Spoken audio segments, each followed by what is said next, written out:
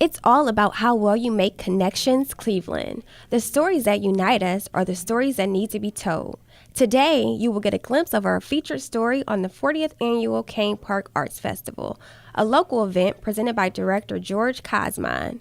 It hosts over 100 artists and vendors all over the world as an open forum for the public to view portraits, jewelry, sculptures, and more, in special partnership with the Cleveland Heights local winery, The Wine Spot. At Ohio Media School, we use media to share our vision, learn from one another, and form connections, Cleveland. So I've been director for I think 19 years now, and before that I was art coordinator for maybe 7 or 8 years.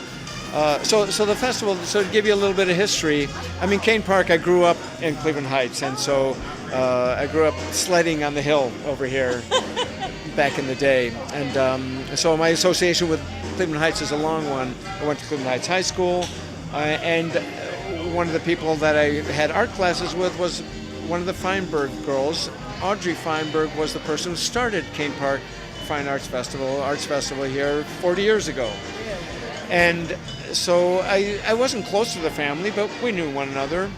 And so Audrey Feinberg started the festival, also founded the gallery, the Feinberg Gallery. And her husband, Harvey Feinberg, they worked as a partnership building this festival. At a certain point, poor Audrey passed on, and Harvey took the festival over, but he wanted to have an artist as a part of the festival. And I'm an artist, I'm kind of a full-time artist, and so Harvey asked me to come on board. And it's kind of funny because he brings me on board and I'm this young guy, you know, doing my art thing, and I'm like, Harvey, if you're trying to like get somebody to be art director, like, I'm not your guy, I'm an artist, you know, like, that's not my thing. And he chuckled, he had this great booming baritone voice, and so we worked together for about 7-8 years until he got sick and passed on, and so the directorship fell into my lap. And then it became, over the course of all of those years, it became very much a community effort with the city of Cleveland Heights, all the Cain Park staff, all the people that are hired for the summer, for the overhire for the festival. It just became this very familial, closely bound, where everybody's vested in making this awesome. Well, it's wonderful that you mention it that way, because I know as I look at the program material, even because of that whole community spirit, it has kind of carried over and become an international thing. You've got a lot of people from all over coming to this festival. We do. I mean, we're fortunate. I mean, as when Andra started it, like, art festivals weren't that much of a thing. There was some crafts festivals and this and that, but she brought it up a notch. And when Harvey brought it on, she took it up even further. So we were trying to get it to be more professional without losing any of that closeness that we had. And so we wanted to grow it. We wanted to grow it not in terms of scale, in terms of bigger, but in terms of bringing up the quality and to make it something that runs like a well-oiled machine, but with this highest aesthetic standard, and yet still make it a community event where you're reaching out to people, where we want people, both the exhibitors, the artists, we want them to feel good about being here. We want the audience members to come in, and we want them to feel good. That's awesome. Now, George, I'm thinking, does it have any aspects where there's any kind of like hands-on tutorials, or that's not really the focus? Can you clarify that a little bit more? Sure. So there's different aspects to it, and we've gone through different itinerations over the years. One of the things we instituted 3 years ago now, I went to the Cleveland Institute of Art a couple thousand years ago, and so we organized bringing in some Cleveland Institute of Art students, and they're exhibiting in the gallery space, and at the same time during the course of the day today on the Saturday, they're also working on a mural with the public. So they're out there painting, and kids are out there painting, and their parents are out there painting, and so everybody's out there painting. That is exciting. In terms of tutorial, I kind of always feel that one of the things that an art festival brings to the table that the audience, the patron, the general public, you have the opportunity to talk to somebody who's creating something with their hands. And when you go to a gallery, you go to a museum, you might read the text on the wall and things like that, and it'll give you the information, but it's filtered. It's not direct. And so when the artist is sitting there and he's explaining, oh, well, I take this material and I do this, and here's how that works, you're getting much more closer to that creative process. And so I think it's both educational, it's entertainment, but it's kind of building a bridge, Right. Between the creative community and those that value those creations. I think most artists that choose to do this venue understand that a part of doing this venue is interacting with their public. And most artists, they want to share what they're doing. They're kind of excited about what they're doing. They've devoted their lives to what they're doing. So they generally want to share. Yes, we all have our own personal nature, and there's some that might be a little bit more, they need to be drawn out a little bit more. I know with my interaction with the exhibiting artists, I encourage them, like, this is your opportunity to talk to people that might care about what you do,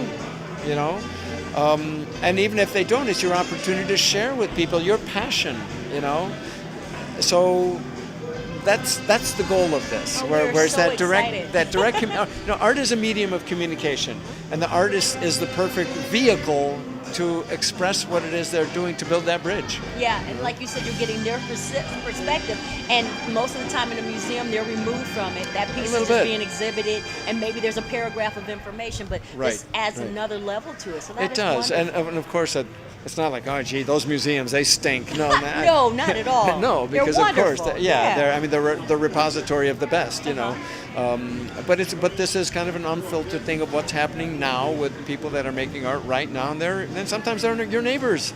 So you got to tell me, over the years, this is the 40th anniversary, how have things transitioned? I know you mentioned that, you had like more of a grassroots kind of feel initially, but you wanted to take it up to that higher level, the more aesthetic level, so that it could be more widely accepted. So tell us about the growth there. How has that worked? So I think it's worked great. So nothing happens in a vacuum. So the art world in general has changed. The museum world, the gallery world, the online world. So there's a lot of things that change that have nothing to do with what we do here, other than the fact that we function in a context. So we did build the festival up. We developed a national reputation. We still have a great reputation for being the most artist-friendly show in the country. So our reputation is fine. What's changed since then, there's a lot more art festivals. And so on the one hand, that's great. There's an art festival every weekend. On the other hand, that's not great. There's an art festival every weekend. So with success comes other people that have, like, hey, we should do that. And so that's a mixed blessing. We're thrilled with the artists that we have. We have artists that come back and have been doing this show for many, many years, and they keep getting juried, and we have a jurying process. There's always new artists that come in, and we're like, oh, wow, this is great. New faces, new blood, new aesthetics, new ideas. And so there's this balance of the continuity of the whole thing with this freshness. So, 40 years under your belt. Speak up. Not yours specifically, but what do you see for the next 40 years? What do you think? What would you aspire to that you haven't done already? You mean something that we can share in public? Oh, well. So one of the things that has been changing in the broader art world is that the art world has become more event-driven. So even though it's visual art, even museums are trying to engage the audience much more directly. Whether it's using virtual tools, online tools, digital tools. So we're going to be pushing in a variety of different directions at the same time. We don't have specific goals, but the idea of like making this both about the exhibiting artist, but like, let's say, a public mural, where how do you engage your audience with the creative process? And one is the results of the creative process, like here's an object that was created by somebody, here's your interaction with this person, how do you maybe even broaden that during the course of a year? So there's a number of different things that we're exploring, nothing that we're specifically committed to say, oh, 5 years, everybody's going to put on their virtual goggles and walk through and everything's going to be 3D and, we're going to be chasing Pokemon through the booths. I don't know how artistic that is. No, it's not. Well, it is clever for what it was, but we'll leave it at that. So I think that the range of possibilities is going to blossom in different ways. That is hard to foresee. But I think the things that will remain, there's a part of me that's very old school, and that works. The hands-on works. There's something that we find fascinating in the fact that somebody can create something, that somebody can make this object or make something out of disparate materials, where the whole becomes greater than the sum of the parts. And so I think that's an innate human fascination, and so I think that is not going to go away. That's what we're going to always have as our core foundational thing, and how that relates to a community. Well, it is wonderful that you all have, embraced the Cleveland Heights community. It's a great community. Yeah, and that they've embraced you, and that you all are so continued success with everything here. We appreciate you taking the time. Thank you so much. I've been talking to George Cosman, and he is the Arts Festival Director based on the badge that I see. We are so happy that you took the time to talk to us at Connections Cleveland. Thank you so much. My pleasure. And we'll just get out there and start looking at some more things. Come and see art. Yeah, come and see art. Thank you so much. Thank you. That was great. Thank you very much.